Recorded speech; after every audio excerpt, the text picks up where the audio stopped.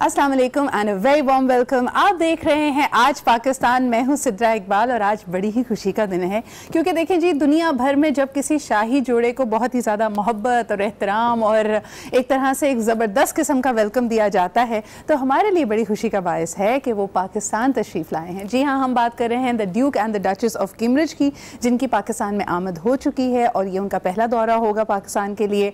And it is very exciting because पूरी दुनिया की निगाहें मरकूज़ होती हैं उनके लिए। क्या क्या एक्सपीरियंसेस की तैयारी की जा रही है इसके बारे में हम आज और कल बात करते रहेंगे। मुख्तलिफ हमारे पाकिस्तानी फ़ैशन डिज़ाइनर्स हैं जो डचेस ऑफ कैम्ब्रिज के लिए जोड़े तैयार कर रहे हैं। इसके अलावा बहुत ही ज़बरदस्त किस्म के शाही दावत भी होगी जिसमें पाकिस्तान के सबसे मोतबर नाम, बड़ी बड़ी हस्तियाँ इनसे मुलाकात के लिए पहुँचेंगे।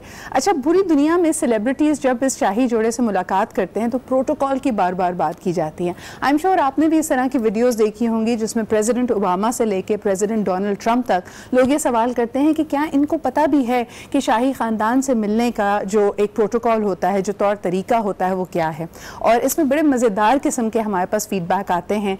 आप देखते हैं कि हॉलीवुड के बड़े बड़े स्टार्स ये कहते हैं कि वो तक कंफ्यूज हो जाते हैं, उनको नहीं पता होता कि पहले कर्टसी में बाव करना है, हाथ मिलाना है, हाथ मिलाना उसकी इजाज़त भी है या नहीं। So these are very interesting things. अभी तक तो मेरा नहीं ख्याल कि पाकिस्तान में होने वाले इस इशाइये के लिए कुछ इस तरह के प्रोटोकॉल लोगों को बताए गए हैं या समझाए गए हैं, but there is definitely a lot of excitement for it. इसके अलावा जी आगा खान 3 की तरफ से यानी द प्रेजेंट आगा खान की तरफ से हम ये देख सकते हैं कि इनके लिए ख़ास एक इशाइया इनके ऑनर में दिया जा रहा है इस्लामाबाद में। उसकी भी तैयारियां ज़ोरों शोर पर हैं। और इंटरेस्टिंगली ये जो इनका यहाँ तक ये जो विज़िट रहेगा, that is really going to be putting Pakistan in the headlines. देखना ये है कि जो इनकी मुलाकातें हाई सतह पे हमारी लीडरशिप के साथ हो रही हैं उसमें किन मौज़ूआत पे बात की जाएगी। इस वक्त हम ये देख रहे हैं कि जहाँ तक कश्मीर का इशू है, दूसरे इस तरह के मामलात हैं, उसमें बड़ा एक स्ट्रॉन्ग स्टांस लिया है। वैसे तो ड्यूक एंड डचेस का प्रॉबेबली इतना ज़्यादा फोकस नहीं होगा पॉलिटिकल मामलात पे, लेकिन इसके अलावा जो दूसरी एरियाज़ हैं उस पर ये ज़रूर बात करेंगे। आपको याद होगा कि पिछले हफ्ते हमने एनजाइटी और डिप्रेशन से मुतालिक जो अवेयरनेस का दिन है उसको भी मनाया। आपको बताते चलें कि डचेस ऑफ कैम्ब्रिज के लिए this is one of her passion areas. काम करना चाहती हैं मेंटल हेल्थ के लिए, वेलबींग के लिए, और उनकी जो पर्सनल चैरिटीज़ हैं उसमें से काफ़ी हद तक इस बात में इन्वॉल्व हैं कि बच्चों की जो जहनी सेहत है उसके लिए किस तरह काम किया जाए। अगर वो अनड्यू एंजाइटी और स्ट्रेस का शिकार हो रहे हैं तो उनको किस तरह उनको रिलीफ किया जाए, उनको बेहतर समझा जाए और उनको सपोर्ट दी जाए। लेकिन अब सबसे पहले आपको एक रिपोर्ट दिखाते हैं। ये खुसूसी रिपोर्ट हमने तैयार की है कि अब तक कितने शाही ख़ानदान के लोग पाकिस्तान विज़िट कर चुके हैं, all the way starting from queen Elizabeth जो कि सदर अयूब के ज़माने में पाकिस्तान आई थी। और उस वक्त पाकिस्तान में जो जिस तरह की प्लानिंग हो रही थी, हमने आपको बताया था कि साइट उस वक्त दुनिया का पहला इंडस्ट्रियल जोन था in terms of south Asia, और उसको उन्होंने बहुत सराहा था। आज हमने खैर उसका जो हाल किया, मुझे नहीं लगता कि इस शाही जोड़े को हम वहाँ ले जा सकते। लेकिन लेट्स टेक अ लुक कि शाही ख़ानदान के किन किन मेहमानों की मेहमान नवाजी का एजाज़ पाकिस्तान को मिला, और उसमें जो उसकी की झलकियाँ थी उसके बारे में आपको दिखाते हैं। Let's take a look.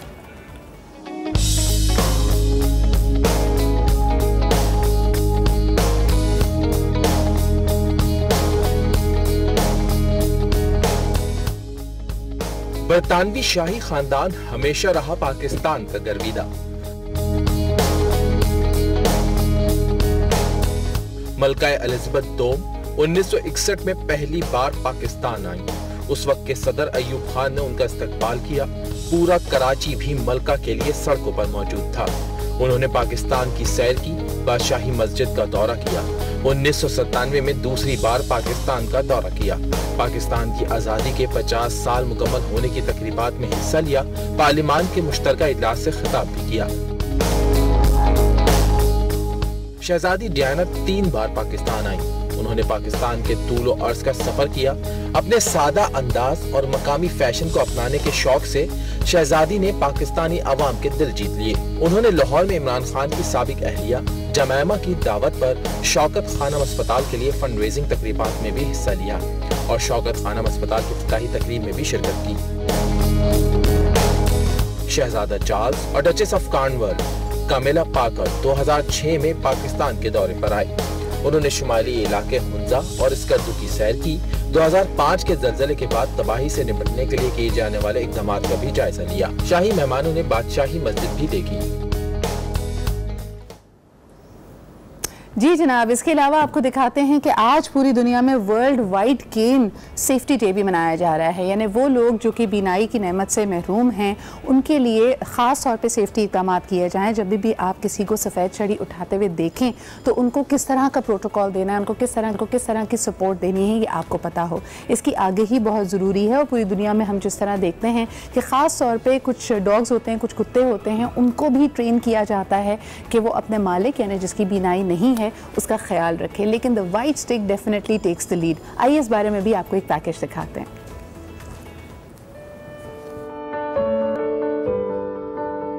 अक़वाम मुत्तहिदा के ज़ेर एहतमाम हर साल 15 अक्टूबर को सफेद छड़ी के आलमी दिन के तौर पर मनाया जाता है। इस दिन का आगाज 1964 को हुआ था, जब अक़वाम मुत्तहिदा ने पहली मर्तबा सफेद छड़ी को नाबीना अफराद। जी जनाब, तो अब लेते हैं एक छोटा सा ब्रेक। ब्रेक के बाद वापस आएंगे। हमेशा की तरह मंगल के रोज़ यानी ट्यूसडे को हम आपकी डर्मेटोलॉजी से रिलेटेड क्वेरीज़ को और सब्जेक्ट्स को उठाते हैं। हमारे साथ ब्रेक के बाद मौजूद होंगे डॉक्टर खुर्रम मुशीर। हमारे साथ रहिए और देखते रहिए आज पाकिस्तान।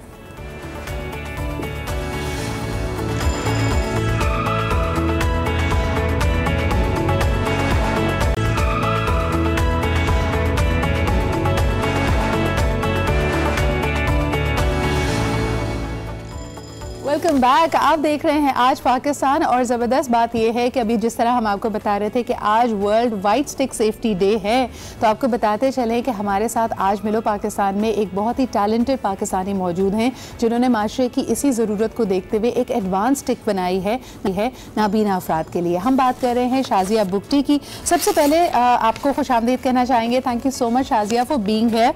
आज बड़ा मैच कर गया है कि वाइट स्टिक यानी आलमी दिन भी इसके हवाले से मनाया जा रहा है। पहले मैं आपसे ये जानना चाहती हूँ कि ये प्रोजेक्ट, ये जो एडवांस स्टिक आपने बनाई, इसका ख्याल कैसे आया और इसमें आपको किसी की मुआवनत हासिल थी, किस तरह हुआ, ये हमें बताइए। हमारी सोसाइटी में इन लोगों पे थोड़ा सा कम काम किया जाता है। मतलब जो भी डिसेबल्ड लोग होते हैं, स्पेशल लोग होते हैं, हमारे पास बहुत कम उनके ऊपर तवज्जो दी जाती है और इसलिए इनके लिए भी हम बहुत कम काम करते हैं। मतलब ओवरऑल भी अगर आप दुनिया से कंपेयर करें पाकिस्तान को और हमारे पास देखें कि हम किस तरह से लोगों के साथ डील करते हैं, उनको कौन सी फैसिलिटीज़ प्रोवाइड करते हैं, तो वील नो के बहुत कम फैसिलिटीज़ प्रोवाइड की जाती हैं इन्हें। इसी वजह से मैंने कोशिश की है कि मैं अपनी तरफ से इन लोगों की हेल्प कर सकूं। मैंने इस वजह से अपना ये प्रोजेक्ट इस तरह it is definitely a step towards the right direction. आप कंपैशन को रिप्रेजेंट कर रहे हो शाजिया। हम अपने देखने वालों को बताते चलें कि आप यूनिवर्सिटी ऑफ बलूचिस्तान की तालबा हैं। मुझे ये बताइएगा कि इस एडवांस स्टिक के क्या फ़ीचर्स हैं और किस तरह इससे यानी एक आम छड़ी से ये किस तरह मुख्तलिफ है। फीचर्स इसके अंदर फ़िलहाल तो मैंने एक ही फीचर रखा हुआ था जिसमें मैंने अल्ट्रासोनिक के सेंसर्स यूज़ किए थे और वाइब्रेटर मोटर्स यूज़ की हुई थी। अब देखिए जिस तरह से आप एक स्टिक को होल्ड किया जाता है उसके ऊपर की हैंडल वाली साइड से, वहाँ पे मैंने 3 अलग वाइब्रेटर्स लगाए हुए थे जो फॉर एग्जांपल आप 3 फिंगर्स उसके ऊपर रख के उसको आप फील कर सकते हो। उसके साथ मैंने नीचे 3 अल्ट्रासोनिक के सेंसर्स लगाए हुए थे। अल्ट्रासोनिक सेंसर्स जो होते हैं वो basically they are to detect obstacles. Okay. तो उसके अंदर एक रेंज सेट की जाती है प्रोग्रामिंग के थ्रू, जिस रेंज में अगर कोई ऑब्स्टिकल आ जाता है समथिंग्स देयर, तो जो सेंसर है is going to detect that. Detect करने के बाद is going to send a signal to the sensors to the vibrators. Okay. जो वाइब्रेटर्स पे जाएगा, अब वहाँ पे नीचे जो सेंसर्स हैं वो भी 3 डिफरेंट डायरेक्शंस में लगे हुए हैं और ऊपर जो वाइब्रेटर मोटर्स हैं वो भी 3 डिफरेंट लगी हुई हैं जो हमने आपस में सिंक्रोनाइज की हुई हैं। अब फॉर एग्जांपल जो राइट साइड पे अगर कोई आपके ऑब्स्टिकल आएगा तो जो हैंडल पे आपका जो राइट वाला वाइब्रेटर है that will start vibrating. Fingers पे होगा तो that person is going to feel that के राइट पे कोई चीज़ आ रही है, लेफ्ट पे आ रही है या फ्रंट पे आ रही है। उसके थ्रू उस बंदे को आइडिया हो जाएगा कि इतने फासले में मेरे कोई एक पर्टिकुलर ऑब्स्टिकल आ रहा है, कोई चीज़ है, तो they can easily avoid that path और वो किसी सेफ साइड पे जा सकते हैं जहाँ पे कोई ऑब्स्टिकल ना हो, कोई चीज़ ना हो जो उनको नुकसान पहुँचा सके। शायद this is a brilliant idea. Just ये एक तरह से आपने उनके हाथ में एक रिमोट कंट्रोल दिया हुआ है, यानी जहाँ हम पहले छड़ी को एक दूसरी चीज़ों से टकरा कर या आगे पीछे हिला कर देखते थे कि कहीं कोई रुकावट, कोई हर्डल तो नहीं है, इनके लिए इन सेंसर से ये चीज़ें आसान हो जाएंगी। मुझे ये बताइए कि ये प्रोटोटाइप आपका प्रोजेक्ट है इस वक्त, जब ये प्रोजेक्ट कंप्लीट होगा तो इसमें आप फिर मज़ीद क्या फीचर्स ऐड करने का सोच रही हैं, कुछ और आपने आइडियाज़ इसके बारे में सोच के रखें? ये प्रोजेक्ट मैंने तकरीबन 1 हफ्ते में कंप्लीट किया है अपने प्रोफेसर्स की हेल्प के साथ। इसके अंदर मज़ीद बहुत सारे फीचर्स और ऐड किए जा सकते हैं। मैंने एक बहुत बेसिक लेवल का मॉडल प्रेजेंट किया था, ये एक ऑनगोइंग प्रोजेक्ट है, मैं इसके ऊपर मज़ीद काम कर रही हूँ। What we can add to this is के हम जो मैं करना चाह रही हूँ दैट इज़ कि we can add a buzzer to it, सबसे पहली चीज़ with the help of Bluetooth module. इससे क्या होगा कि आप उस ब्लूटूथ मॉड्यूल के थ्रू आप उस स्टिक को एक सिग्नल भेज सकोगे। For example if that stick is lost somewhere in the room, आप जो बंदा है उसे याद नहीं आ रहा है कि उन्होंने वो स्टिक कहाँ पे रखी थी, अब since the person is already blind, they won't be able to find it. उसके लिए इस तरह से कि आप फॉर एग्जांपल कोई उनकी वॉच के अंदर एक ऐसा बटन हो या उनकी कोई भी ऐसी जो डेली वेयर की चीज़ है उसके अंदर सिर्फ एक बटन हम ऐड कर दें, जिसके थ्रू अगर उस बटन को वो प्रेस करें तो जो बजर एक लगा हुआ हो स्टिक में वो बजने शुरू हो जाए। वो एक वॉइस बिल्कुल सही, वो एक वॉइस यहाँ पे sound signal. These are all brilliant ideas. Thank you so much for being on my show. और ख़ास तौर पे दिस इज़ अ प्रोटोटाइप, और आपको यहाँ पे लाने का, आपको प्रोजेक्ट करने का मकसद यही था कि जो लोग आपकी तरह लाइक माइंडेड हैं, जो सोशल एंटरप्रेन्योरशिप मॉडल्स को सोचते हैं, जो कंपैशन लाना चाहते हैं और इस ज़बरदस्त आइडिया को सपोर्ट या फंड कर सकते हैं, they should see your brilliance. So thank you very much for being here Shazia. अब चलते हैं जी एक छोटे से ब्रेक की तरफ। आपको बताते चलें कि वाकई अल्हम्दुलिल्लाह टेक्नोलॉजी ने अब सबकी ज़िंदगियों में आसानियाँ लेके आई हैं, लेकिन ख़ास तौर पे अगर इस तरह की ईजाद, इस तरह की डिस्कवरीज, इस तरह की इन्वेंशंस एंड इनोवेशंस की जाएं जिससे एक इक्वलाइजर इफेक्ट आए सोसाइटी में, माशरे में, so that is really the essence of technology. एक छोटा सा ब्रेक लेते हैं, वील बी राइट बैक।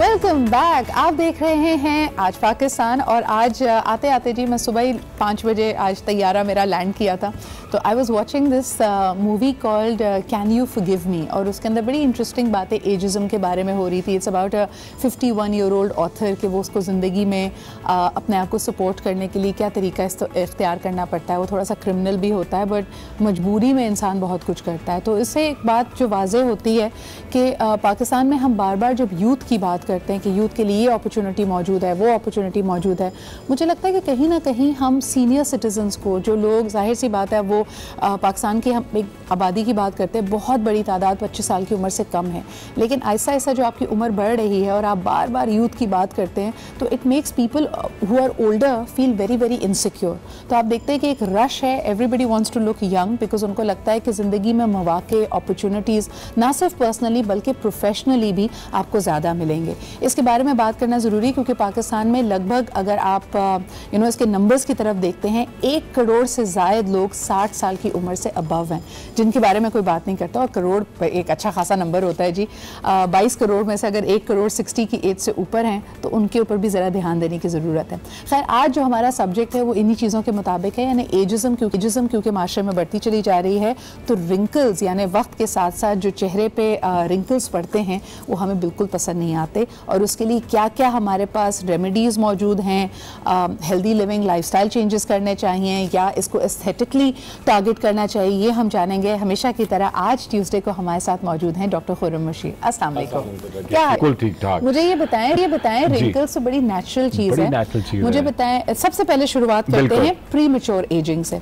लोगों ने कहा कि जो हमारा लाइफस्टाइल, डाइट, चलना फिरना, खाना पीना है, उसकी वजह से रिंकल्स बहुत जल्दी पड़ने लगे। क्या आपको भी ये लगता है कि 20 साल की उम्र, 25 साल की उम्र में भी लोग, people are coming with wrinkles, crow's feet? अच्छा देखिए, लकी, हम लोग बहुत लकी हैं क्योंकि हमारी स्किन टाइप ऐसी है कि हम लोगों को एजिंग थोड़ा स्लो डाउन हो जाती है। अगर आप बरतानिया में जाएं, अभी आप बाहर से होकर आए, आपने देखो जो टाइप 1 और टाइप 2 स्किन होती है, जो कि हेजल आइज होती हैं या ब्लू आइज होती हैं, रेड बाल होते हैं, बहुत गोरा रंग होता है, फ्रैकलिंग ज़्यादा होती है, उनकी 18-19 साल में एजिंग शुरू हो जाती है। स्किन बड़ी थिक हो जाती है, फ्रैकलिंग बहुत होती है, और एक तो वजह ये कि उनकी स्किन बहुत ड्राइड अप होती है, डिहाइड्रेटेड, क्योंकि वो पानी वो डेफिनेटली कम पीते हैं, सर्दियां होती हैं उनमें, और सेकंड चीज़ ये होती है कि सेंट्रल हीटिंग से बहुत फ़र्क पड़ता है।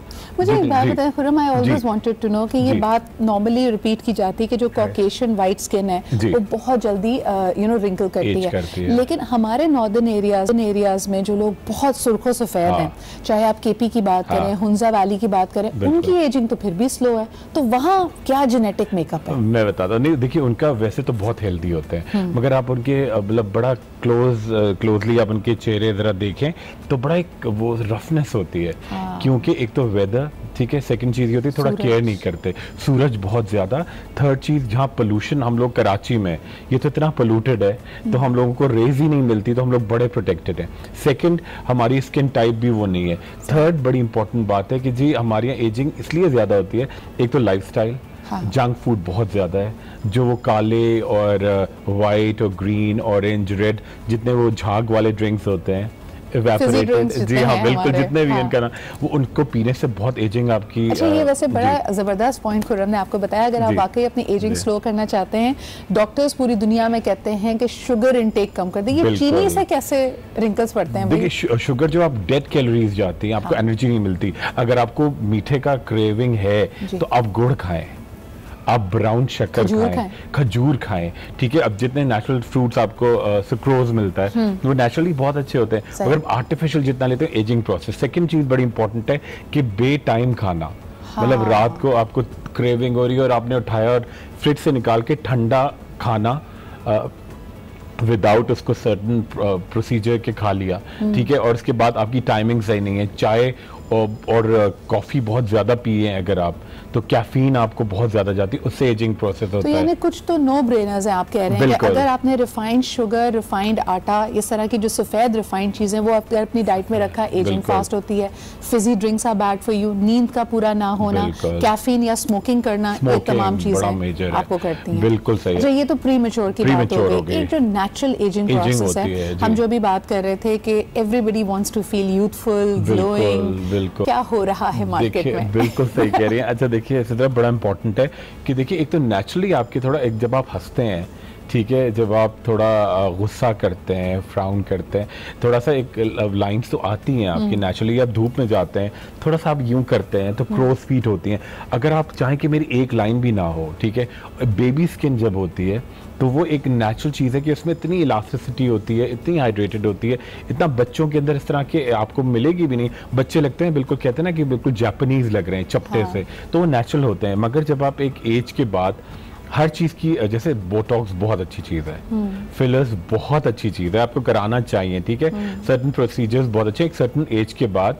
और अगर आप उसकी ओवरडोजेज कराते हैं, होता क्या है कि वो लाइंस तो चली जाती हैं, मगर आप बिल्कुल मास्क फेस हो जाते हैं। अगर अब आप पानी भी पी रहे हैं, फर्ज करें मैं चाय पी रहा हूं, अपर लिमिट है, जैसे हम कहते हैं कि बहुत सारे लोग, मैं हमेशा एक सवाल अपने जहन में सोचती थी कि अगर मिसाल के तौर पे आपने 40 की उम्र में बोटॉक्स कराया और आपने टाइम को एक तरह से रोकने की कोशिश की कि नहीं वो हिल कुछ भी नहीं रहा, तो the next time you will get Botox, या अगर आप इसको प्रोसीजर को 5 साल 10 साल करवाते रहे तो बोटॉक्स जो इम्पैक्ट आपको 40 की उम्र में दे रहा था वो 50 की उम्र में तो नहीं देगा ना। यानी एक नेचुरल सी बात है कि वो आपने और रोका इस तरह से कि आप 35 पे या 30 पे रुक जाएं, तो when you are 50 it will not give you that impact, your skin has aged 10 years more.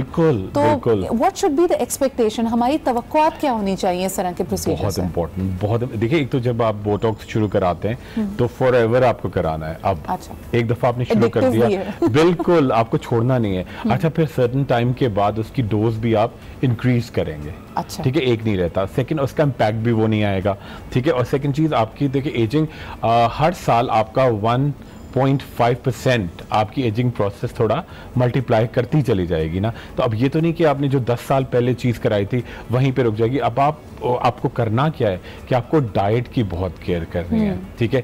Second, आपका लाइफस्टाइल बड़ा इंपॉर्टेंट, आपको नींद प्रॉपर लेनी है, आपको कौन से ऑयल्स खाने। अच्छा, पतला, अच्छा, एक हमारे यहाँ ये भी होता है कि आप नेचुरली थोड़ा सा अच्छे लगते हैं, थोड़ा भरे हुए लोग। अच्छा, ख़वातीन में होता है कि 45-50 के बाद वो और दुबला होने की कोशिश करती हैं, उससे और रिंकलिंग आपकी मल्टीप्लाई करती है। हाँ, यानी a youthful face is always a chubby भरा हुआ face, एक कुशन हो उसके अंदर, वो बिल्कुल अपने आप को जैसे आप बिल्कुल कहें कि बिल्कुल उसके अंदर कोई फैट ही नहीं होता। वो बिल्कुल पतला करती है। जब आप बिल्कुल एक्सटेंसिव डाइटिंग करते हैं और ख़राब तरीके से, डाइटिंग मीन्स हमारे यहाँ ये लिया जाता है फाका, ठीक है। डाइटिंग तो ये कि आप अच्छा फूड खाएं और प्रॉपर आपकी मील्स हो, वो इतनी डाइटिंग करती है आपके कुशन बिल्कुल चले जाते हैं, फिर रिंकल्स और प्रोमिनेंट होते हैं। अच्छा, बिल्कुल एक तो ये एक्सट्रीम है, दूसरा हम ये कहते हैं कि जो लोग नहीं ध्यान रखते, जिनका फेस बड़ा कॉन्टोर्ड होता है जवानी में, उनकी जो फेस पे फैट आ रहा है वो fat pads in all the wrong places आ रहा है। यानी एक आम तौर पे अगर आप ऑनलाइन भी देखें तो आपको बहुत सारी पिक्चर्स ऐसी मिलेंगी जहां ये lower half of the face becomes really heavy,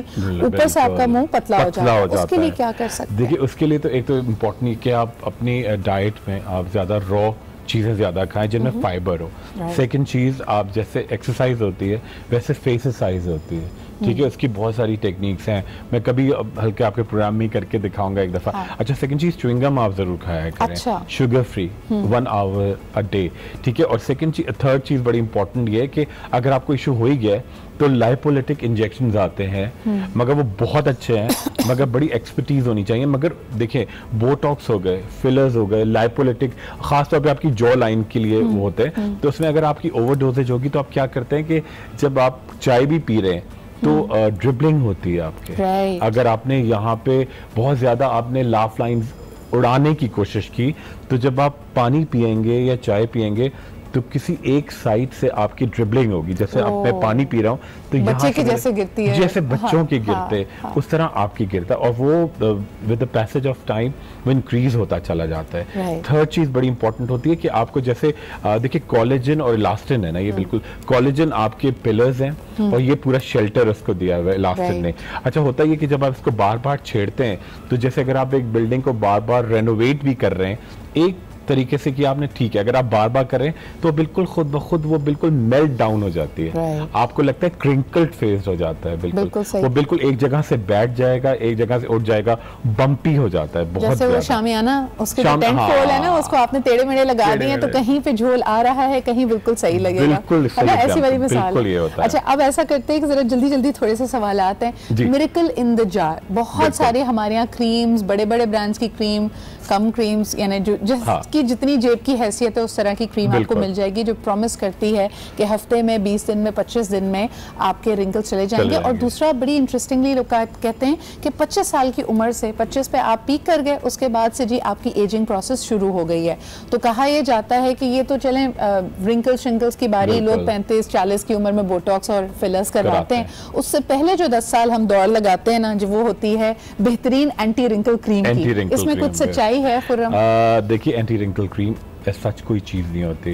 देखिए, आपको स्किन को हाइड्रेट करना है, ठीक है। ड्राइनेस हो रही है तो उसको आप थोड़ा अच्छा मॉइस्चराइजर लगाएं विद विटामिन ई, और अपनी डाइट में ओमेगा 3 फैटी एसिड्स खाएं जो अच्छे वाले ऑयल्स होते हैं, जैसे कि आपको मिलेंगे देसी घी में, जैसे कि आपको मिलेंगे अंडे में, जैसे कि मिलेंगे आपको फिश में, जैसे कि मिलेंगे आपको लोबिया में। ये चीज़ों में ओमेगा 3 ये आपकी एजिंग प्रोसेस को स्लो डाउन करते हैं। थर्ड चीज़ ये कि बहुत ज़्यादा जो लड़कियां एक क्रेज होता है टोनर लगाती हैं कि जी मेरी स्किन बड़ी ऑयली, मेरे पोर्स ओपन हो गए।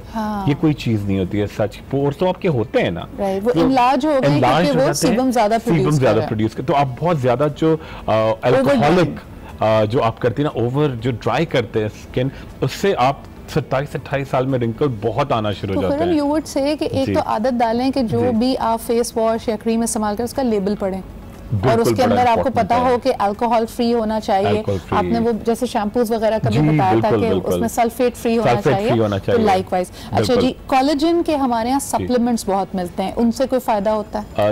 ये बिल्कुल एक मिथ है कि आप कोलेजन के साशे या आप टैबलेट्स खाएंगे तो आपकी वो स्किन की एजिंग बिल्कुल मिथ है। कोई ऐसी चीज नहीं है। बॉडी खुद प्रोड्यूस करती है, कुछ नहीं कर सकती। वो प्रोड्यूस करती है क्योंकि आप खाने से नहीं होता है। जैसे कि एक हार्मोन्स होते हैं कुछ, वो एक जैसे अगर बच्चों में ग्रोथ नहीं होती है, आप उनको ग्रोथ हार्मोन्स, वो एक सर्टेन केसेस में होता है। अब ये नहीं कि हर बच्चे की हाइट कम है तो आप डॉक्टर कहेंगे जी इसको ग्रोथ हार्मोन, नहीं, उसको आप नेचुरली डाइट अच्छी कर देंगे, विटामिन देंगे, उसके ग्रोथ हार्मोन्स खुद प्रोड्यूस करेंगे। एक सर्टेन एक कंडीशंस होती है जिनमें आपके इलास्टिन कोलेजन नहीं हो रहा, वो एक बहुत बहुत ही एक्सटेंसिव बीमारी होती है। जितने over the counter collagen supplements capsules आपको मिल रहे हैं, डॉक्टर खुर्रम मशीर कह रहे हैं ये सिर्फ पैसे का ज़िया, इससे कोई फायदा नहीं होता। आखिरी सवाल जी, रेटिनॉल, बहुत सारे लोग कहते हैं कि रिंकल्स को अगर आपने प्रिवेंट करना है 30 साल की उम्र से कर लें, उसका जो शुरू का पीरियड होता है वो बड़ा, जैसे सांप की केंचली उतर रही होती है, वो सारे से आप गुजरते हैं। Is it good, is it not good, फायदा है, आप कैसे रेकमेंड करेंगे? देखिए, एक तो बहुत अच्छी चीज़ है रेटिनॉल, तो बहुत ही, उसके साथ अल्फा आर्बिटिन, ठीक है, ये बेहतरीन है। मगर क्या करते हैं कि एक एक्नी के लिए हम विटामिन ए की कैप्सूल, जैसे कि बहुत सारे आइसोट्रेटिनोइन होते हैं, आइसोटोप होते हैं, बिल्कुल ठीक है अगर आपको डॉक्टर सर्टेन कंडीशन में रिकमेंड करते हैं कि जो आप एक्नी के लिए लेना चाहिए, मगर आम तौर पे लोग खुद ही लेना शुरू कर देते हैं कि हमारी शायद एजिंग ख़त्म करेंगे, ठीक है, लड़कियां ये लेती हैं, और रंग गोरा करेंगे। थर्ड वो लेती हैं कि जी इनको खाने से हमारे बहुत ज़्यादा स्किन पे ब्राइटनेस आएगी, ऐसा कुछ नहीं होता। आपके हार्मोन्स डिस्टर्ब होते हैं, आपकी साइकिल्स बहुत ज़्यादा, आपकी एक्सटेंसिव ड्राइनेस आती है, और आपके होंठ और पूरी स्किन ड्राई, एजिंग प्रोसेस आपका मल्टीप्लाई होता है। मगर रेटिनॉल बहुत अच्छी क्रीम है, उसको किस कॉम्बिनेशन में लेना है, अल्फा आर्बिटिन के साथ, ये आपको डॉक्टर रिकमेंड करेंगे। आप खुद नहीं उसको वो अल्कोहलिक की तरह छील देते हैं, बंदर की तरह पिंकिश टिंच तो आता है, पर इवेंचुअली बहुत ब्राउनिश हो जाता है। Thank you so much doctor Khurram machine, बड़ी इंपॉर्टेंट टिप्स थी, और ख़ास तौर पे आई थिंक वंस अगेन हम बहुत एहतियात के साथ ये सेगमेंट आपके लिए करते हैं। कोई भी स्किन कंडीशन हो, प्लीज़ ऑनलाइन देखकर या गूगल पे देखकर अपने लिए चीज़ें इस्तेमाल ना करें। आइसोटोप का भी इन्होंने यहाँ पे दिया। आपको पता है कि यूके में people are so particular because it actually, जिस तरह डॉक्टर खुर्रम मशीर कह रहे थे कि आपके साइकिल्स डिस्टर्ब होते हैं, आपकी फर्टिलिटी इससे इम्पैक्ट हो सकती है। If people are wanting to start a family, अगर आप प्रेग्नेंट हैं या आप नर्सिंग मदर्स हैं, you should not use it, और ये चीज़ें हम लोग इसका ध्यान नहीं रखते। खैर जी, एक ब्रेक की तरफ बढ़ते हैं। I hope that we will all age gracefully, और हम इन चीज़ों को एक्सेप्ट भी करेंगे, और जो थोड़ा बहुत अपनी डेंटिंग पेंटिंग कर रहे हैं वो ज़रा एहतियात के साथ करेंगे। एक छोटा सा break, will be right back.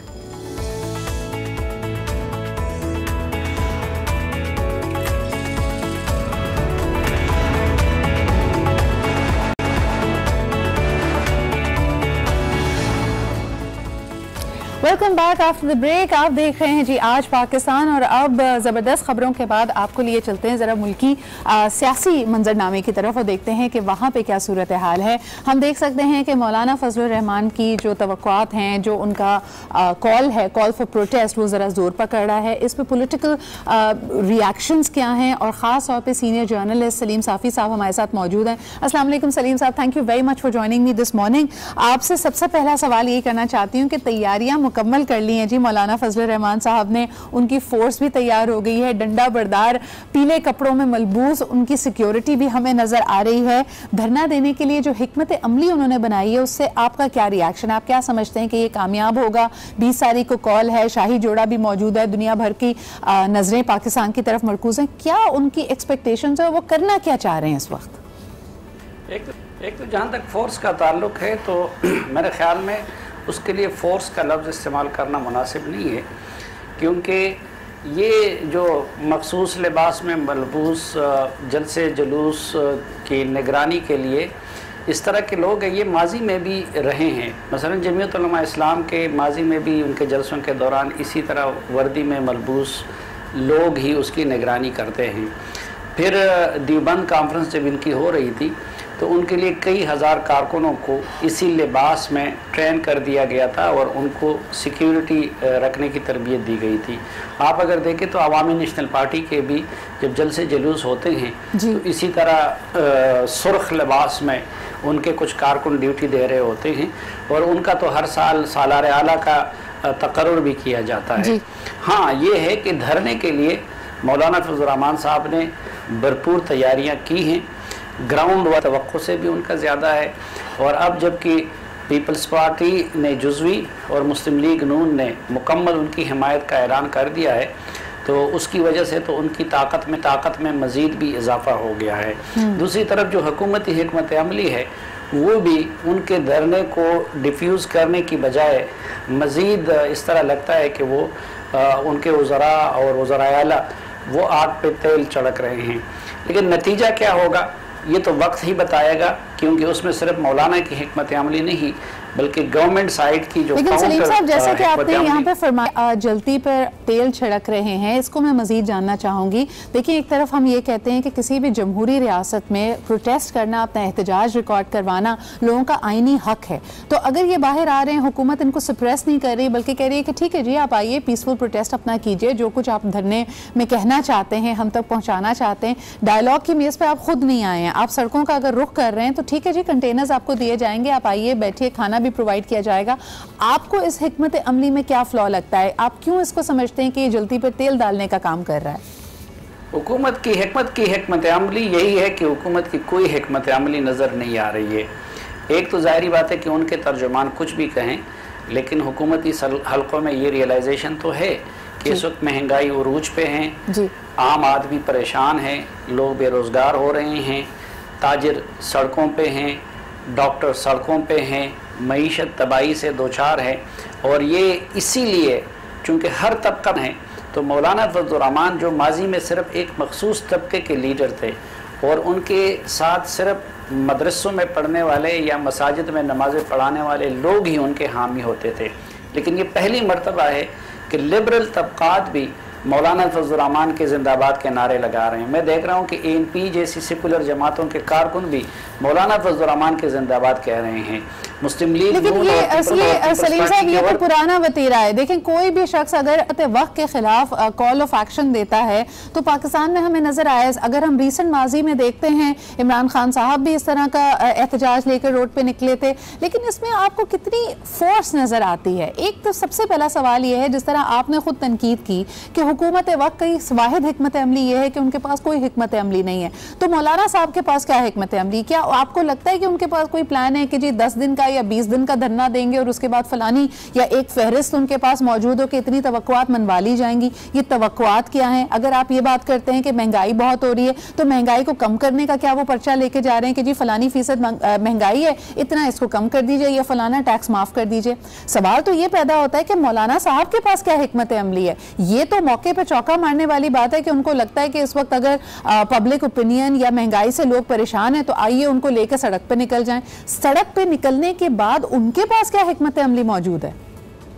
देखिए, एक तो माजी का रिकॉर्ड ये बता रहा है कि इस तरह के धरनों से कुछ हासिल नहीं हुआ है। बेशक हुकूमतें कमज़ोर हुई है उससे, लेकिन मुल्क के लिए उसका मस्बत नतीजा नहीं निकला है। अभी भी मैं समझता हूँ कि मौलाना फजल रहमान और अपोजिशन के तमाम ग्रीवेंसेस, उनसे हम इत्तेफाक करते हैं। इलेक्शन के बारे में जो तहफ़्फ़ुज़ात उनके थे वो हम जैसे तालिब इल्मों के भी थे।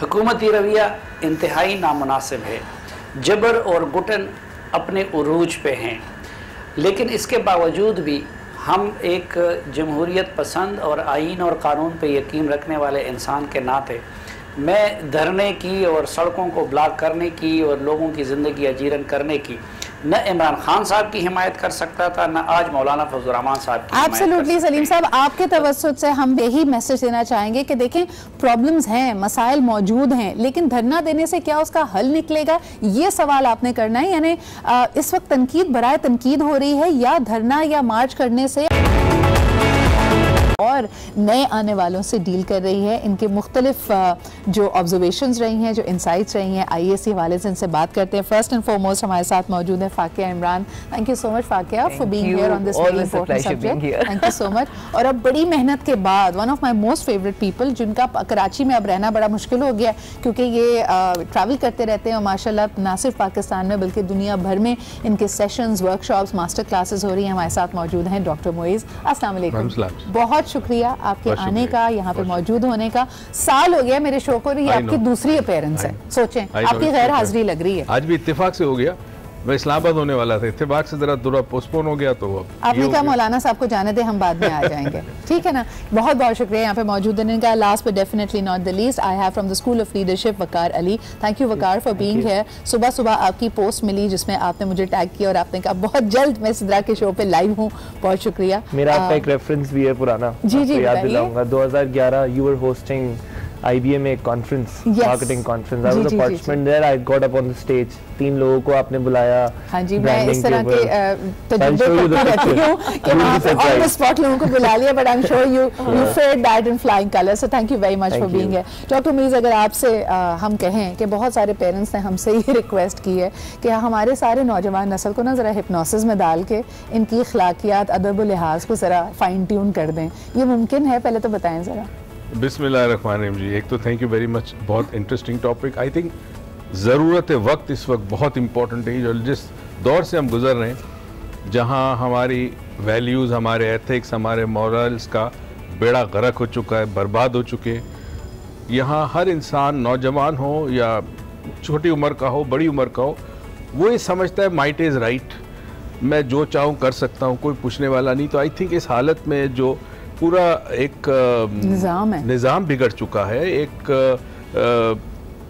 पूरा टानिश हो चुका है, पूरा टूट चुका है निज़ाम, उसमें चंद बातें चीज़ समझना ज़रूरी। देखें, मास हिप्नोसिस से हो सकता है। आज से कई साल पहले मुझे नैब ने बुलाया था, मैं फैसलाबाद था, तो वहाँ से DG नैब की कॉल आई कि जी हम आपसे मिलना चाहते हैं। मैं इस्लामाबाद पहुँचा, ये सच्चा वाक़या बता रहा हूँ, और उस वक्त लेफ्टिनेंट जनरल थे वहाँ पे, हेड जो थे DG, तो हमारी डिस्कशन ही, उन्होंने कहा सब परेशान है इस कौम की कंडीशन से, तो हम ये करते हैं कि हमारे पास कुछ मेजर स्पॉन्सर्स आए और हम एक लाइव प्रोग्राम करना चाहते हैं, 1 वीक या 2 वीक टेलीविज़न पे, वो प्रोग्राम आप करेंगे और उस प्रोग्राम के ज़रिए लोगों की जहन साजी करेंगे, यानी चेंज करेंगे माइंडसेट्स को, और हमारे पास स्पॉन्सर भी और बड़ा ज़बर। मैंने कहा जी ठीक है, अग्रीड, सब कुछ हो गया। मैंने कहा मेरी एक शर्त है, मेरी शर्त ये कि मैं ये प्रोग्राम करने से पहले नैब के तमाम अफसरान और उनकी बेगमात पहले 3 दिन मेरे साथ एक वर्कशॉप में बैठे, पहले मैं आपके जहन को चेंज करूं, फिर मैं स्टेज पे आऊं।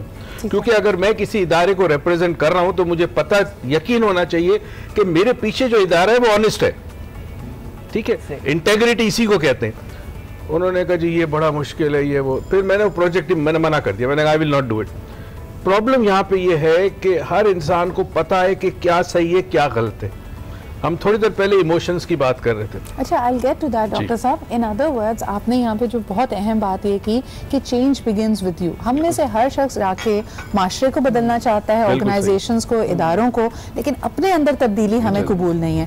फाकिया, आप क्या कहेंगी कि यानी वाकई ये जो एक नज़रिया है, do you think that there is any fallacy in the fact कि हम कहते हैं कि जी नौजवान नस्ल बिगड़ गई है, तो जो उससे पहले वाली नस्ल है वो बहुत अच्छी थी?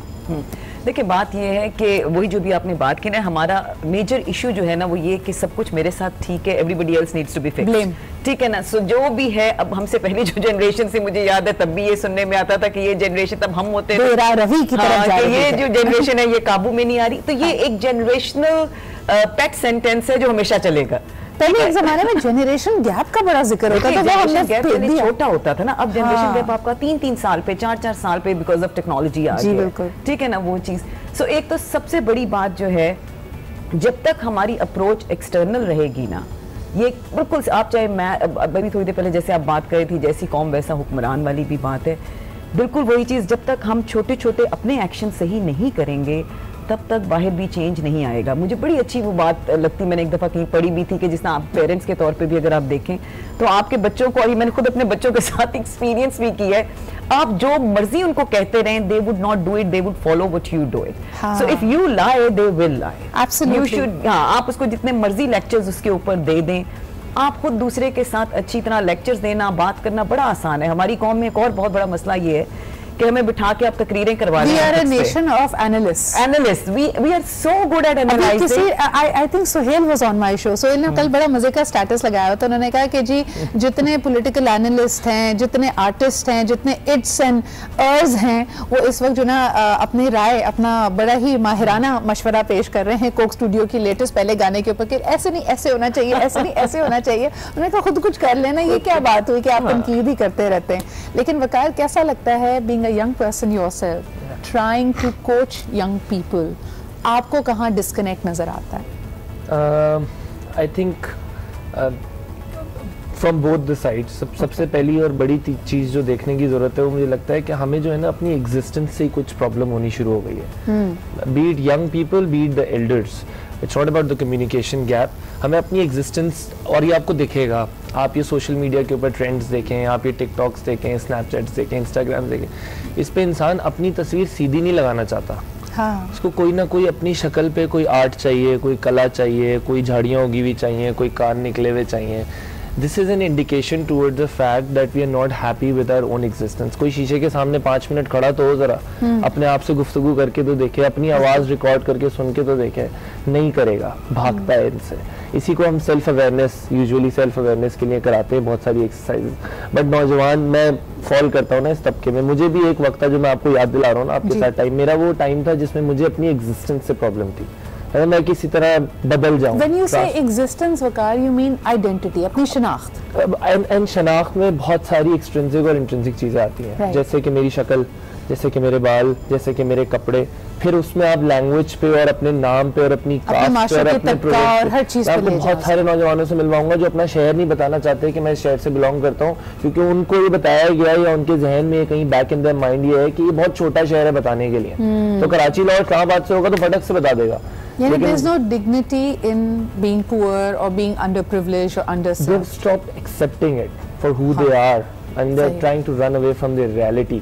अपनी रियलिटी से भागने की कोशिश। अच्छा, ये डॉक्टर मुइज़, आपकी जितनी काम है, सेइंग्स है, and you know the field of work that you do, वो तो बताती है ये कि this reality is only an illusion in our minds. हम किसी भी चीज़ का कोई भी मतलब अखज़ कर सकते हैं, मीनिंग देना हमारे जहन का काम है। तो अभी आप इमोशंस का जिक्र कर रहे थे, आप इस बात से एग्री करते हैं कि हमें अपनी शनाख्त से, अपनी आइडेंटिटी से प्रॉब्लम होने लगी है? वकार की बात डेफिनेटली एक तनाजुल में बिल्कुल सही है। ये इंसान जो कुछ कर रहा है, मतलब आप खाना खा रहे हैं, आप तस्वीर भेज रहे हैं फेसबुक पे, आप हर चीज़ की why do you want to be known, इसका मतलब है कि you are unknown, that's why you want to be known. तो अब एक जो इशू आ गया वो ये आ गया है, I think let's start from the beginning where it starts. घर में 4 बच्चे हैं, माँ बाप जितनी भी कोशिश करे, एक कोई ऐसा होगा जिसको अटेंशन और टाइम कम मिलेगा, या उसको लगेगा कि उसको अटेंशन और टाइम कम है। हाँ। अब वो अगर जो ज्यादा चुप रहेगा, बोलेगा नहीं, जो बहुत एक्टिव होगा तो माँ उसको ज्यादा टाइम देगी या कम से कम अटेंशन ज्यादा मिलेगा। लेट्स से फॉर एग्जांपल, मोहब्बत सबसे करती है, मसला अटेंशन का है। वो बच्चा जब बड़ा होता है और माशरे में आता है, वो एक कॉम्प्लेक्स के साथ आगे आ रहा है, उसको अटेंशन नहीं मिला। आपको पता है हमारे मुल्क में गीबत सबसे ज्यादा क्यों है, जबकि जानते हैं कि गीबत कितनी बहुत बड़ा गुनाह है। गीबत की होने की सबसे बड़ी वजह यह है कि गीबत जो करता है उसको अटेंशन मिलता है, अगर उसको अटेंशन ना मिले तो वो गीबत नहीं करेगा, ठीक है।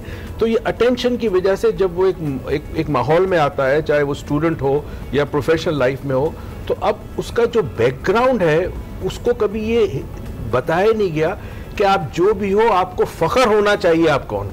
डॉक्टर मुइज़, इससे मुझे एक बात याद आ रही है, I recently come back from the programme, तो उसमें वो कहते हैं कि 10 इमोशनल नीड्स हैं आपकी, टोनी रॉबिन्स कहता है। और बड़ी इंटरेस्टिंग बात जो मेरे लिए सबसे बड़ा आहा मोमेंट था इस दफ़ा, कि अगर आपकी इमोशनल नीड्स को फुलफिल करने के फंक्शनल तरीके, लाइक मिसाल के तौर पे अगर इफ़ यू फीलिंग लोनली, आपका एक एक्चुअल दोस्त हो, उसके साथ आप गुफ्तगू शुनीद करें, अपने दिल की बात करें, और डिसफंक्शनल तरीके हैं।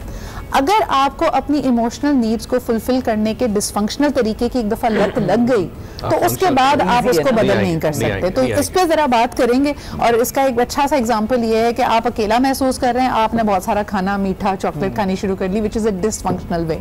बच्चे भी जब जिद्दी होते हैं, टैंट्रम थ्रो करते हैं, उनकी नीड है अटेंशन, दे नीड लव, और जब आप उनको नहीं वो दे रहे होते तो उनको नजर आ रहा था कि शोर शराबा करके चीजें and they say the biggest responsibility of a parent is to protect the believes of your child. वो जो 0 to 7, डॉक्टर साहब हमें बताएंगे कि from 0 to 7 you're in a state of hypnosis. जो बच्चा देख रहा है उसके दिमाग में, उसकी हार्ड ड्राइव में जा रहा है। एक कॉलर हमारे साथ है, उनसे बात करते हैं। हेलो जी, अस्सलाम वालेकुम। जी वालेकुम अस्सलाम।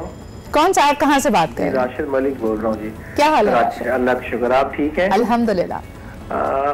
अखलाकियात की वाकई हमारे यहाँ का फुकदान है, बड़ा अच्छा टॉपिक है आपका जी। मैं ये महसूस करता हूँ कि पहले बचपन से भी अगर कोई बच्चा बातचीत या मैनर सीखता था तो सामने कोई टीचर होता था या पेरेंट्स होते थे या कोई बड़ा भाई होता था या मुआशरे में कोई भी बड़ा हो तो उसका अदब था, या वो बात वो गलत भी करता था उसे करेक्ट किया जाता था। अब हमारी अखलाकियात जो है वो टिप्स पे है। अब बच्चों के सामने सोशल मीडिया है बेलगाम, वो कुछ भी कह दें, कोई इन्हें समझाने वाला नहीं है। खुल के इजहार करें, अखलाकियात की धज्जियां इस वजह से भी उड़ गई हैं। नहीं, आई एम सॉरी, एक बात से मैं आपके इख्तिलाफ करूंगी। देखें, ये बड़ा आसान है ब्लेम कर देना कि टीवी ने माशरे, एक जमाने हम छोटे थे तो कहते थे डिश एंटेना ने नौजवान नस्ल को खराब कर दिया है, फिर अब आप इंटरनेट पे डाल दें, सोशल मीडिया पे डाल दें। आप घरों में देखें ना, एक छोटे बच्चे से हम बात कैसे करते हैं, जब तक आप उसको इज्जत देंगे नहीं वो इज्जत कैसे सीखेगा। राशिद साहब, thank you very much for calling in. मैं यही सवाल अपने पैनल से करना चाहूंगी। Fakia, we don't give respect to young people. देखिए, इसमें 2-3 चीज़ें हैं। आई थिंक किसी हद तक उनका पॉइंट वैलिड। इस तरह से एक बहुत बड़ा, आप देखिए, जो हमारा सोशल फैब्रिक है ना, ये सोशल कल्चर जो है वो बहुत ज़्यादा चेंज हो गया है। जैसे अब आई रिमेंबर जब हम छोटे हुआ करते थे, चाहे जॉइंट फैमिली हो या ना हो, मैं कभी जॉइंट फैमिली में नहीं रही, लेकिन हमारा ये होता था कि जैसे ईद है या कोई ना कोई ऐसा दिन है, फ्रीक्वेंटली आप अपने रिलेटिव से, चाचा से, ताया से, इन लोगों से मिलते होते थे। एक फैमिली सपोर्ट सिस्टम जो है ना, या एक कह लें कि पीपल टू पीपल कनेक्शन ज्यादा होता था, कम्युनिटी होती थी। अब मुझे याद है, हमें अगर हमारी पुप्पी भी कभी कुछ कह देती थी या खाला भी कह देती थी तो हम उस चीज को बुरा नहीं मनाया करते थे। ये एक पूरी एक हमारा एक सोशल एक सेटअप वैसा था। अब आके इसमें हमारी गलती है, हम अपने बच्चों को ब्लेम नहीं कर सकते। हमने अपने बच्चों को माइक्रो फैमिलीज में पाला हुआ है। ठीक है, मैं हूँ, मेरे 2 बच्चे, दूसरा है उसके 2 बच्चे, और एक से दूसरी बात अगर कोई बच्चा को कोई कह देता है, चाहे वो उसकी खाला हो या ताया हो, या तो हम एज अ पेरेंट अगर उस चीज पे रिएक्ट करना शुरू कर देते हैं तो बच्चा तो करेगा। अगर बच्चों में आज टॉलरेंस का लेवल इतना कम है, उसका एक बहुत बड़ा आप डेफिनेटली घरों से निकल के आ रहा है क्योंकि पेरेंट्स में नहीं है। फिर सबसे बड़ी बात है, आप कैसे इखलाकियात की, मुझे जो एक चीज से बड़ी तकलीफ होती है, जो मैं देखती हूँ घर पे आपके मेड सर्वेंट्स वगैरह होते हैं, आपका बच्चा खुद उन्हीं के साथ बदतमीजी कर रहा है, आप उसको तब उस वक्त वो चीज सिखा नहीं रहे हैं, बाहर जाके वो उसी बदतमीजी से दूसरों के साथ भी बात करेगा। ये छोटी छोटी चीजें जो है ना, ये आप वाकई ही घर से ही सीख के निकल के आ रहे हो। Continue with that. लेकिन आपकी बात बहुत अच्छी है, वो अफ्रीकी प्रोवर्ब है जी कि it is not a family but a village that raises a child. तो आपके इर्द गिर्द जो कम्युनिटी है, जो आपका मोहल्ला है, जो आपके रिश्तेदार हैं, उनका रवैया, उनका साथ जुड़े होना, इंटीग्रेटेड होना बहुत जरूरी है। एक छोटा सा ब्रेक लेते हैं, विल बी राइट बैक।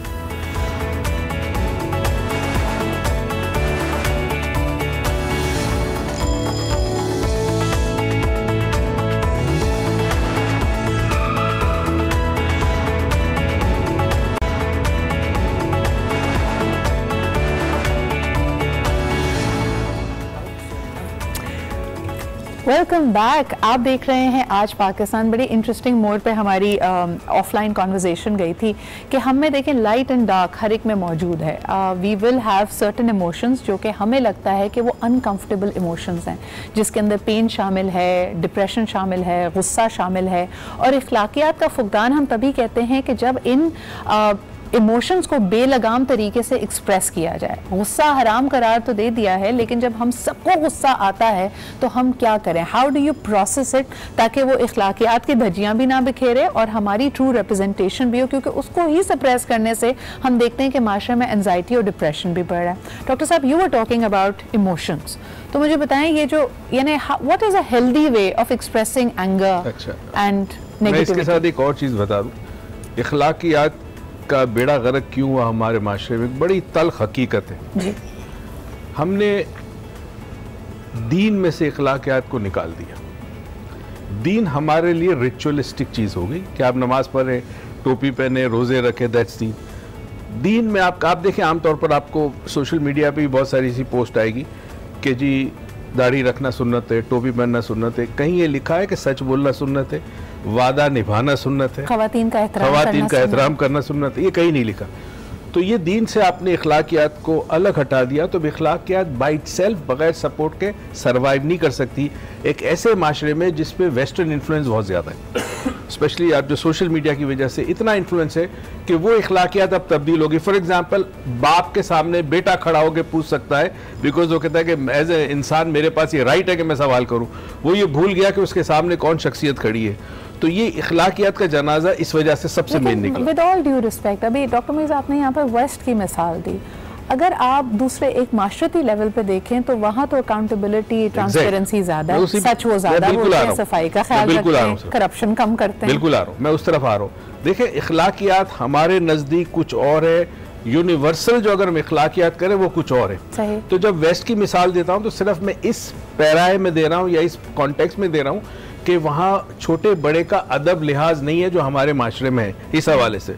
वरना इखलाकियात बहुत अच्छी है, आपको सच बोलते हैं, करप्शन नहीं करते। आप कभी आदमी कोई सोच नहीं सकता कि कोई दूध में मिलावट करेगा, वहाँ किसी से कुछ दयानतदारी से करते हैं। बिल्कुल। अब हम आ जाते हैं इमोशनल। अब चूंकि हम बहसियत एक इमोशनल कौम है, हमारे खाने हमारे इमोशंस को एग्रीवेट करते हैं, हमारे सारे मसाले। इमोशनल कॉम का इशू ये होता है कि जब कोई सिचुएशन होती है, स्टिमुलस मिलता है बैरूनी खारजी दुनिया से, तो वो जो लॉजिकल प्रोसेसिंग का जो प्रोसेस होता है वो रुक जाता है, इमोशनल प्रोसेसिंग ब्रेन के अंदर शुरू हो जाती है। तो एक बड़ी खूबसूरत बात हमारे गुरुजी ने कही थी कि ज़िंदगी ऐसे गुजारो जैसे विटनेस के तौर पे।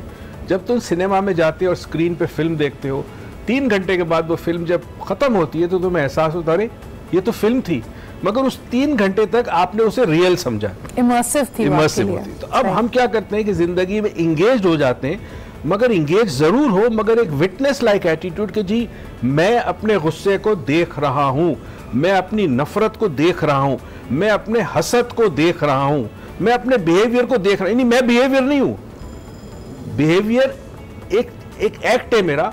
तो अगर आज मैं गुस्से में हूँ तो कल मैं खुश भी हूँगा, जिसको अंग्रेजी में जैसे कहते हैं कि life is not happening to me, it is happening for me. एक और कॉलर हमारे साथ, उनसे बात करते हैं। हेलो जी, अस्सलाम वालेकुम। जी सिद्रा।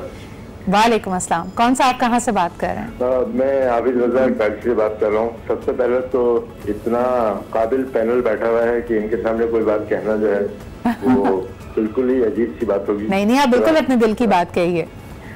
2 बातें हैं। प्रोफेसर मोई साहब बैठे हुए हैं। देखिए, हम मतलब में एक ऐसी कौम है जिसमें शायद शऊर की इस हद तक कमी हो गई है कि हम बेरी का दरख्त उगाते हैं और आम के इंतजार में उम्र गुजार देते हैं। सही।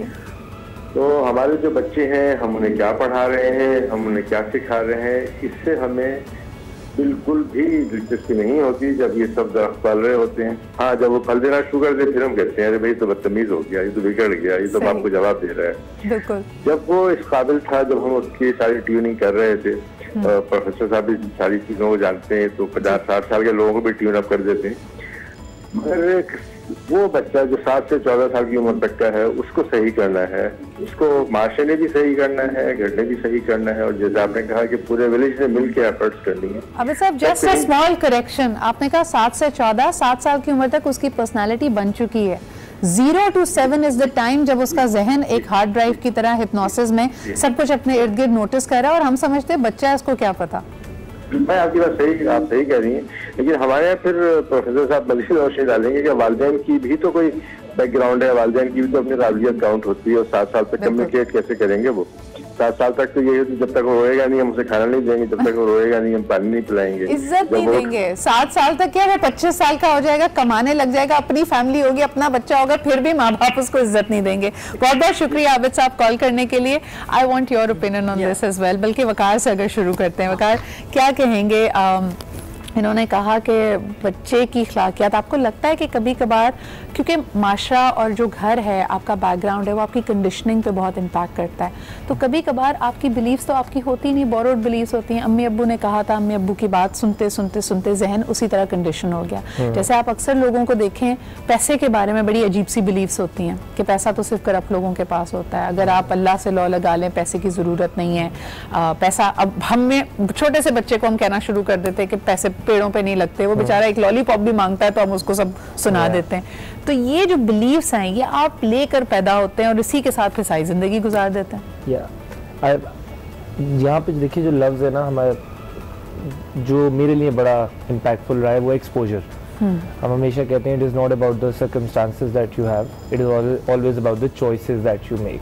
एक बच्चे की ज़िंदगी में तो एक हद तक वो टाइम होता है जिसमें उसको जो मिल रहा होता है, जिस तरीके से मिल रहा होता है, वो उसको वैसे एक्सेप्ट कर रहा होता है, चाहे वो 7 साल की उम्र तक हो या वो 14-15 साल तक की उम्र तक हो, और वो माँ बाप की जिम्मेदारी होती है। कहीं पे कैप तो लगाए ना कि कहाँ तक माँ बाप की जिम्मेदारी है, कहाँ से बच्चे की जिम्मेदारी शुरू होती है। जहाँ तक माँ बाप की जिम्मेदारी थी, चले माँ बाप ने वो सर्कमस्टांसेस क्रिएट कर दिया, लेकिन उसके बाद जब बच्चे की जिम्मेदारी हुई तो उसने चॉइसेस क्या ली, वो चॉइसेस उसका एक्सपोजर फैसला करता है। अब उस एक्सपोजर के बेसिस पे मेरे अंदर इविल भी मौजूद है और गुड भी मौजूद है, so whichever side I would want to pick. लेकिन अगर हम ओवरऑल देखें, मैंने हमेशा ये बात सीखी है, मैंने पढ़ी भी है कि एक बच्चे का दिमाग जो है वो गीली मिट्टी के बर्तन की तरह होता है। जैसे बर्तन बनाया जा रहा होता है, और वो बर्तन उतना खूबसूरत बनता है जितना खूबसूरती से वो कारीगर उसके ऊपर हाथ घुमाता है। अब वो हाथ जो है ना, वो माँ बाप हैं, टीचर्स हैं, दोस्त यार हैं, मोहल्ले वाले हैं, कम्युनिटी है, वो बस जैसे घूम जाता है वो वैसे शेप हो जाता है वो बर्तन। और एक और कॉलर हमारे साथ है वकार, फिर उसके बाद कंटिन्यू करते हैं। हेलो जी, अस्सलाम वालेकुम। कैसी हो प्यारी से? अल्हम्दुलिल्लाह, थैंक यू सो मच। बस बहुत खूबसूरत आपका प्रोग्राम होता है और रोजाना ही ऐसा टॉपिक होता है, बस मैं बड़े गौर से और तवज्जो से सुनती हूँ और आज भी बहुत ही बेहतरीन टॉपिक है। अखलाकियात पर तो मैं कहती हूँ हमारे मज़हब की बुनियाद ही मैं तो कहती हूँ अखलाकियात है, लेकिन इसके लिए यही चीज़ है ना कि पेरेंट्स भूल गए हैं कि हमने उनकी तरबियत कैसे करनी है। और सबसे पहली तरबियत का तो माँ की गोद होती है ना, माँ की गोद से ही तरबियत शुरू हो जाती है। और जब माँ अच्छे तरीके से किरदार अदा नहीं करेगी तो आप ये देखिए कि हमारा माशरा कहाँ जाएगा। हम माएँ ये समझती हैं कि हमने स्कूल भेज दिया, ट्यूशन भेज दिया, ये इनफ है, लेकिन मेरा ख्याल है जब तक माँ खुद बच्चे को ये छोटी छोटी बातें, बुनियादी बातें जो हैं हमारे दीन की, ये नहीं समझाएंगी, जब तक हमारा एक अच्छा माशरा नहीं बन सकता। बहुत शुक्रिया कॉल करने का। I think that is an excellent thought और आपने बिल्कुल सही जंक्चर पे इसको लेके आए। फाकिया, ख़वातीन हमारे माशरे में हम कहते हैं कि अपने ट्रॉमाज उनके बहुत हैं, आप उनको वॉइस नहीं देते, यंग एज में शादी हो जाती है, फिर इसके अलावा पोस्टमार्टम डिप्रेशन जैसे इश्यूज़ को कोई आइडेंटिफाई नहीं करता। जहाँ माँ का अपना जहन इतने बोझल है, मुझे इस बात पे बड़ी हैरत होती है कि हमने तालीम, तरबियत, ये सारी जिम्मेदारी भी बेचारी पे डाल दी। यानी आप देखें इस वक्त जो खवातीन शो देख रही होंगी वो 5 बजे से लेके 8 बजे तक, यानी जब तक हमारा शो ऑन एयर गया है, they have already completed at least 50 task.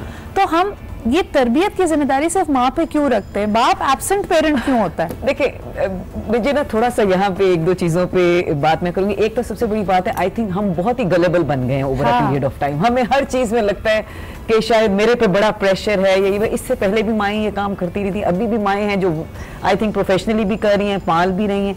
जो आपकी ये वाली बात है ना, हमारी जो घर पे रहने वाली खवातीन है, ये बहुत सही बात है कि वो इतने और प्रेशर्स में उलझी हुई हैं कि जो बच्चे की तरबियत वाली जो प्रायोरिटी है ना, वो बिल्कुल आखिर में है।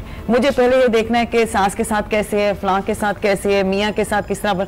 सो उन्होंने और बहुत सारी चीज़ों में अपने आप को इंगेज किया हुआ है। मैं 2 चीज़ों पे बात यहाँ पे करूँगी। एक जो प्रोफेसर साहब ने बात की थी, आई थिंक 2 चीज़ों में बड़ा अच्छा इसका इलाज है, जिसमें एक तो सबसे बड़ी बात जो उन्होंने की, हमने दीन की जो शक्ल आगे लेके आए हैं ना, वो सारी रिचुअलिस्टिक रखती है। हमने उसमें से 90% जो उसकी अखलाकियात वाला एंगल है वो निकाल दी है। आई थिंक हमें एक तो थोड़ा सा उसको देखना बड़ा ज़रूरी है, चाहे वो माएँ हैं चाहे वो बाप हैं। आई थिंक मुझे थोड़ा सी इससे हैरत होती है, मेरे ख्याल में आजकल फादर्स बड़े इन्वॉल्व हैं अपने बच्चों की तरबियत में।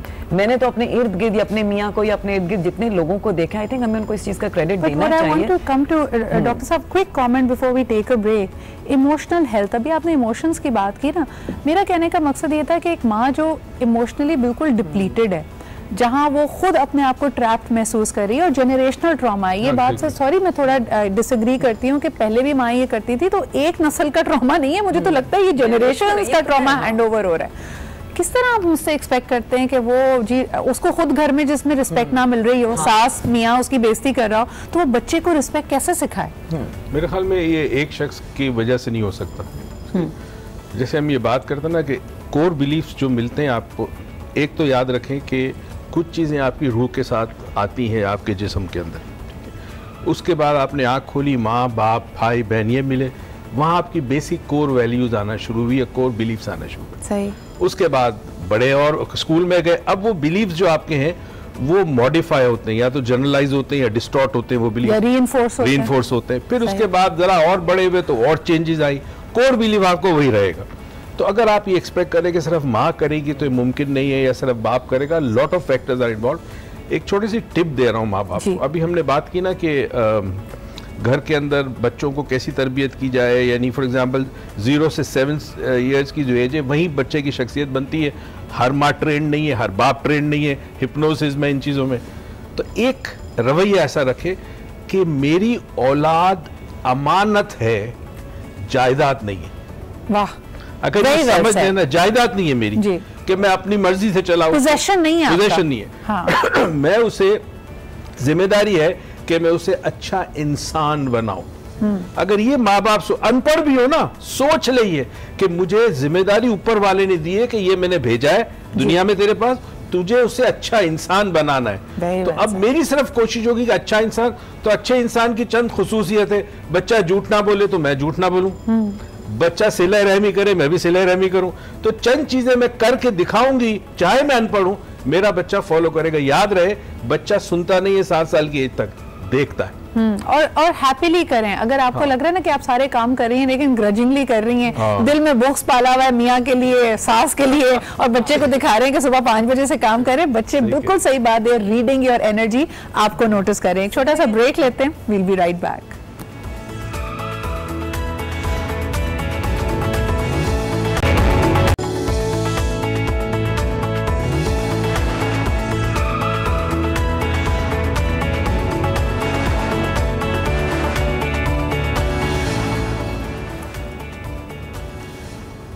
Welcome back. आप देख रहे हैं आज Pakistan, last 2-3 minutes of the show. तो हम कुछ कंक्लूडिंग रिमार्क्स की तरफ जाना चाहते हैं। एक थॉट जो मैं अपने पैनल के सामने रखना चाहती हूँ कि अक्सर जब हम कहते हैं कि किसी भी शख्स में या माशरे में या किसी इदारे में अखलाकियात का फुकदान है, तो कहा यह जा रहा होता है कि वो ऐसी कुछ तरीके अपनाते हैं, लबो लहजा कुछ ऐसा होता है, रवैये कुछ ऐसे होते हैं जिससे मैं ऑफेंडेड फील कर रहा हूँ, यानी मैं नाराज़ हूँ इस बात से, मेरी तवक्कुआत मीट नहीं हो रही, मुझे रिस्पेक्ट नहीं दी जा रही। इस पर थोड़ी सी गुफ्तगू करते हैं। डॉक्टर मुईज़, आप क्या समझते हैं कि ये भी तो हमारे अंदर भी तो, हम कहते हैं कि we attract what we are, तो अगर कोई हमारे साथ एक खास किस्म का रवैया कर रहा है तो ये हमें आईना नहीं दिखा रहा होता कि हमारे अंदर कहाँ तकलीफ है, जख्म है, जिसको हमें हील करने की जरूरत है? कहा तो यही जाता है कि birds of the same feather flock together. बिल्कुल। जहां आप का लबो लहजा बुरा हुआ या आपने बदतमीजी की तो सामने वाले के अंदर ये चीज मौजूद होगी। मगर बहरहाल हमें थोड़ा सा, मैं सोल्यूशन की तरफ आना चाहता हूँ। एक सोल्यूशन तो ये कि अगर हमें कोई बात बुरी लगी हो या कोई चीज़ गलत हो रही हो तो उसको, अपनी बात को कम्युनिकेट करने के बहुत सारे तरीके। वो कहते हैं कि every stimulus causes a response. 5 stimulus 5 हवासे खमसा से आते हैं। आपका रिस्पॉन्स या तो वर्बल होगा या नॉन वर्बल होगा, मगर रिस्पॉन्स जरूर होगा। वालिद ने डांटा, बोल नहीं सकते, अंदर आग लगी हुई है, ठीक है, मगर बीवी ने कुछ कहा, बोल सकते हैं, 2 की 4 सुना दिया आपने, तो रिस्पॉन्स जरूर होगा। बिल्कुल। इसके बीच में कहते हैं एक वक्त आता है, एक लम्हा आता है, where you have a choice. बड़ी इंटरेस्टिंग है कि before you respond you have a choice how to respond. हमें थोड़ी देर के लिए, जब इमोशंस की बात करें ना, तो एक तरीका यह है कि रोज रात को 10 मिनट के लिए आंखें बंद करके किसी ऐसी आवाज को सुने कि जो कंटिन्यूअस हो, मोनोटोनस